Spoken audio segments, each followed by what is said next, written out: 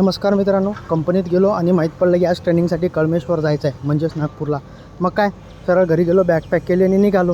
Railway स्टेशनवर आलो, गाडीची वाट पाहत. गाडी जरा लेट झाली होती. मग नंतर गाडी आली आणि मग आम्ही पोचलो सरळ सकाळी नागपूरला पोचल्यावर बघा किती छान मस्त वातावरण. तिथून बस पकडली आणि निघालो कळमेश्वरसाठी. कळमेश्वर पोचल्यावर पहिले रूम केली, रूमवर गेलो मस्तपैकी. बघा किती छान रूम आहे. नंतर मस्त गॅलरीमध्ये गेलो.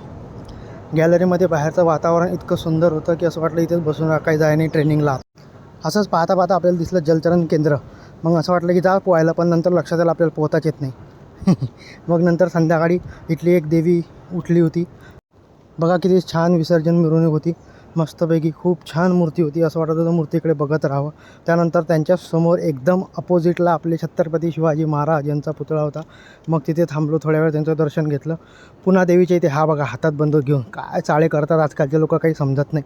मग नंतर पुन्हा एकदा शिवाजी महाराजांचा मस्तपैकी व्हिडिओ काढला आणि सरळ निघालो आपल्या रूमकडे. भेटू उद्या, बाय.